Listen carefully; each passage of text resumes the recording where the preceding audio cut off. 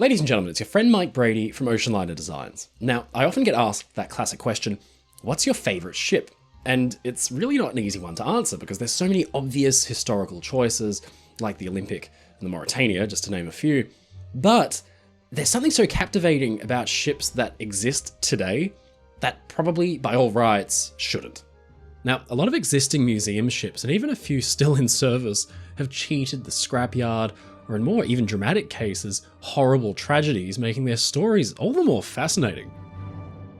Make yourself a nice hot cup of tea, get comfortable, and let's take a look at the incredible true stories behind the ships that beat the odds, vessels that still exist today, but probably shouldn't.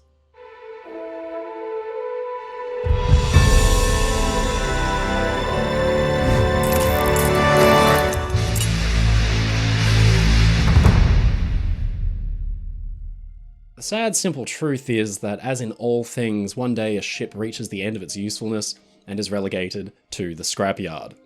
It's a tragic sight, especially for former passengers and crew, but it needs to be done. Strangely, quite a few ships still existing today somehow have beaten the scrappers. We've actually talked about Astoria a little bit on this channel before, and today she's one of, if not the most unique passenger ships in the world, because although today she's a tiny cruise ship, she'd actually started life out as a genuine, fully fledged ocean liner.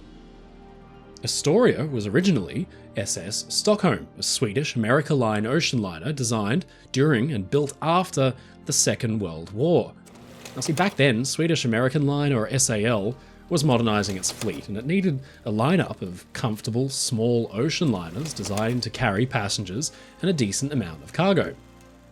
The company had Stockholm built in 1948, and sure enough, her passengers found the inside to be acceptably comfy, and from the outside, the ship had a very handsome profile. But that handsome profile was spoilt somewhat in 1956, at just after 11 PM, when, in a heavy fog, the ship ran straight into the spectacular Italian ocean liner Andrea Doria. Now, that could well have ended the ship's life, but it was found that the damage was actually repairable. You know, it looks really serious from photographs, but the bow section had essentially just accordioned in on itself, and the rest of the ship was just fine. All she needed was a new bow section to be made up, and she would be right as rain. Well, sure enough, Stockholm was put back into service, but in the 1960s, she was transferred to the East German government and renamed the Völkerfreundschaft, which means friendship between nations. Now, ships change hands all the time, and that wasn't very unusual. In 1960, the former Stockholm was still a new ship. But what is unusual is that in 1989, the ship was slated for conversion into a luxury cruise ship, after a long stint serving as a floating barracks for asylum seekers. Now, by this point, the ship was about 40 years old, so it's extremely unusual that she was stripped down, gutted, and completely converted into a small luxury cruise ship. Now, this kind of thing had been done in ocean liners of the 60s and 70s before, but 1989 is well late for that kind of thing. The old Stockholm went through a whole suite of names, cruising at various times as the Italia 1, Italia Prima, Vultura Prima, Caribe, Athena, Azores, and finally, Astoria. In 2008, the ship was actually surrounded by pirates in close to 30 small boats in the Gulf of Aden, but she was able to fend them off from a boarding with water hoses. Now, the Astoria ran cruises all the way up until the COVID pandemic put an end to it. The ship's now laid up, probably finally going to the scrappers after around 72 years of service, which is just bizarre. People in the ship community are actually quite sad that she's probably going to be scrapped, but by all rights, the former Stockholm, if it followed the usual timeline of a ship's life cycle, should have gone to the scrapyard in the mid-80s. It's a real floating relic, not just because it was once involved in the fatal Andrea Doria collision, but because it literally comes from a different age, when ocean liners still ruled the waves, and the fact it was in service right up until the 2020s is remarkable. Now, speaking of remarkable ships dodging the scrappers, of course, I'm reminded of the immense RMS Queen Mary. Now, this is also a ship we've covered extensively on this channel before, because it was one of, if not the, most influential and recognisable ocean liners of all time. She was built in the 1930s, the largest and most luxurious British passenger ship afloat, locked in a heated struggle for supremacy with the French liner Normandy. But World War II saw Queen Mary converted into a troop ship where she had a whole other career, carrying tens and tens of thousands of troops safely across U-boat infested oceans. The 1950s saw her back in service as a passenger liner, but by the 1960s she was sadly past her prime, and the jet airplane had rendered her basically useless. The ship was put up for sale and would normally have been bought at a discount by a scrapyard. It's incredible then that the ship was purchased by a Californian city looking to spruce up its waterfront. Queen Mary was delivered to Long Beach with much fanfare in 1967 to begin an entirely new career as a floating museum and hotel. She's done so ever since, which means that the ship has spent more time as a floating hotel in Long Beach, that's 57 years by the way, than she ever did in her 30-ish years as a passenger liner.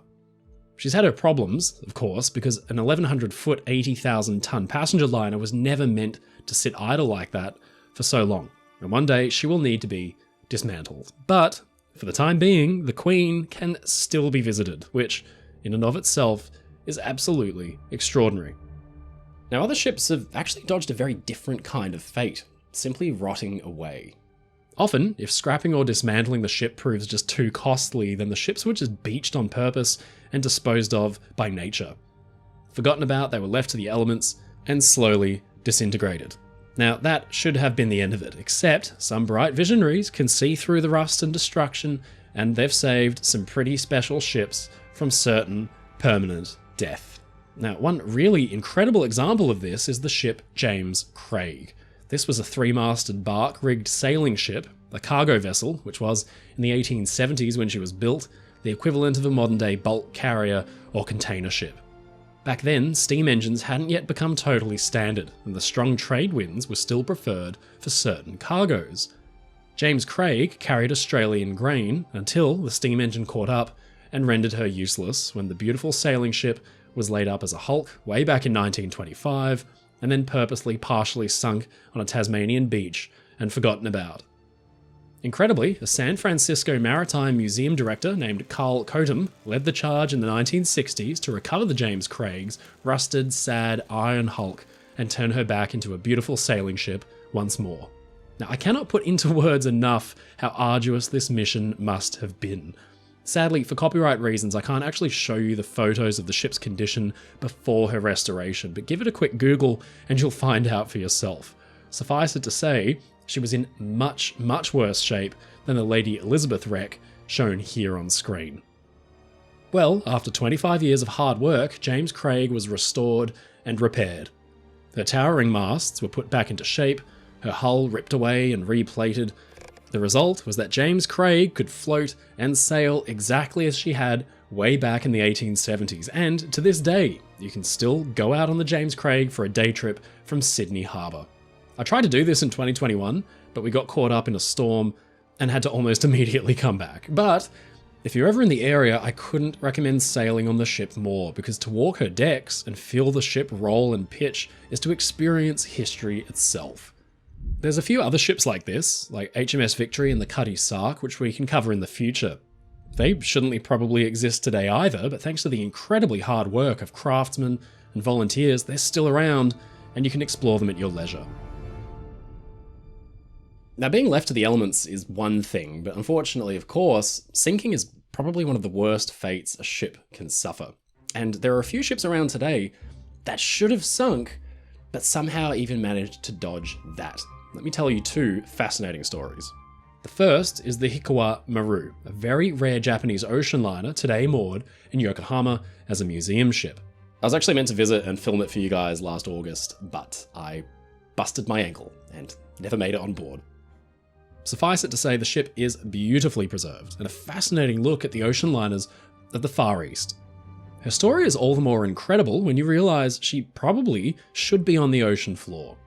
In the 1930s, the Japanese NYK line also wanted to modernise their fleet and introduced some sister ships, comfortable and moderate in size, to run the routes between Yokohama, Vancouver and Seattle.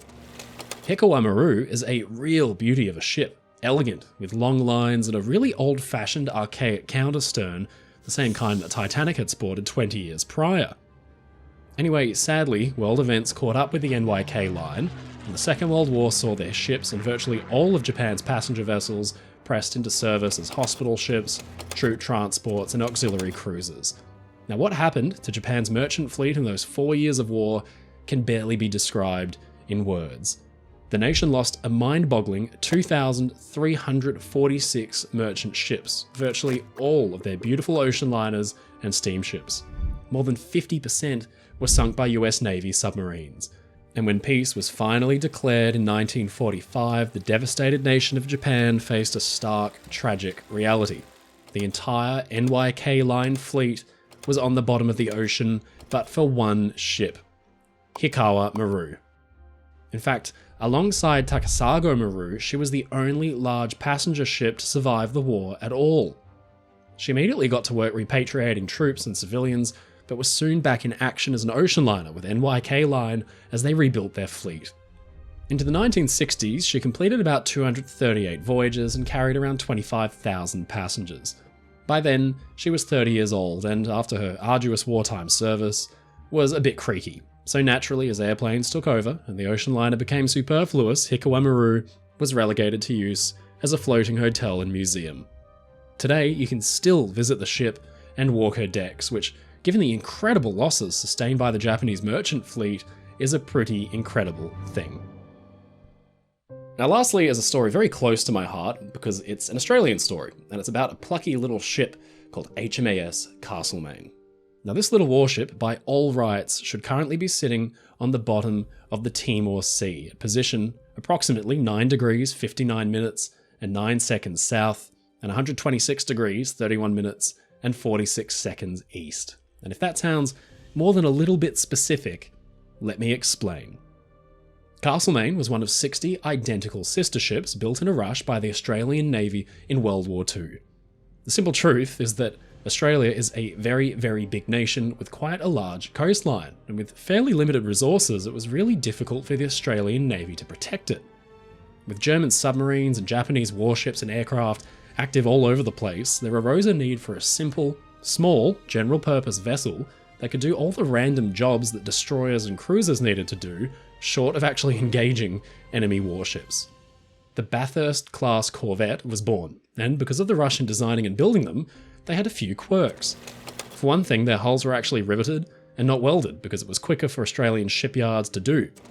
Welding was a thing by then, but riveting was trusted and a well-known trade. They were also powered by old-fashioned triple expansion steam engines. Again, this type of engine was simple and cheap to maintain, fairly efficient and very trustworthy. The simple, inelegant exterior had a secret ace up their sleeve though. The corvettes were officially designated as minesweepers, but they could also actually secretly hunt for enemy submarines and attack them with depth charges. For the Australian Navy, they were a kind of floating tiny Swiss Army knife. Useless against Japan's big warships, but very handy for any other job. So it was in late 1942 that some of the corvettes were given a special secret purpose. A ragtag group of Australian and Dutch soldiers and Portuguese civilians needed to be urgently evacuated from Timor because they'd had to retreat bedraggled in the face of a massive Japanese advance. A patrol boat and 2 Bathurst-class corvettes, HMAS Castlemaine, the senior ship, and HMAS Armidale, would assist by sneaking in under cover of darkness, anchoring off Botano Bay, and taking the troops aboard, as well as the civilians, before turning around and steaming at full speed back to Australia. Now the plan went into effect, but it was ruined right off the bat. The small force left port just as Japanese aircraft flew overhead and reported their position. Now the natural blundering of military command saw the mission given the go-ahead regardless. They were harassed by Japanese aircraft on the approach to Timor but arrived slightly behind schedule. The confusion resulted in a mistake. The corvettes began to load people aboard, but there was a mix-up. Castlemaine, the more senior ship, was supposed to load the troops, while Armidale would take the civilians. Armidale would then sail straight for Australia, while Castlemaine would sail afterwards with the troops on board. But in the event, the sister ships were switched. Castlemaine took the civilians, and Armidale the troops. The Castlemaine skipper decided to steam straight home for Darwin, and Armidale would then have to follow. For the men of Armidale, it was a tragic switch-up. The next day, they were caught out in the open by Japanese airplanes and mercilessly attacked. The little warship sunk by torpedo hits and the men and lifeboats machine-gunned in the water. As the ship sank, 18-year-old Teddy Sheehan strapped himself to an anti-aircraft gun and blasted away until the ship had sunk around him and he was dragged down with her. He was posthumously awarded the Victoria Cross in 2020, and witnesses said they could still see his trace of fire coming up wildly from underwater after the ship had sunk, with him still strapped to the gun. Castlemaine arrived safely, but Armadale's few survivors were subjected to a terrible days-long struggle for survival in the open ocean, as men were picked off by sharks and water ran out entirely. One raft was sighted 7 days after the sinking and photographed by an aircraft, but it and the men on board were never seen again. So, Armadale rests on the bottom of the Timor Sea, where Castlemaine, if not for the mix-up between the two ships, should be in its place. But as it happened, Castlemaine made it home safely, survived the war, and then the scrappers before she was lovingly restored and turned into a museum ship. Today, she's moored in Williamstown, Melbourne, my hometown. A fascinating sight.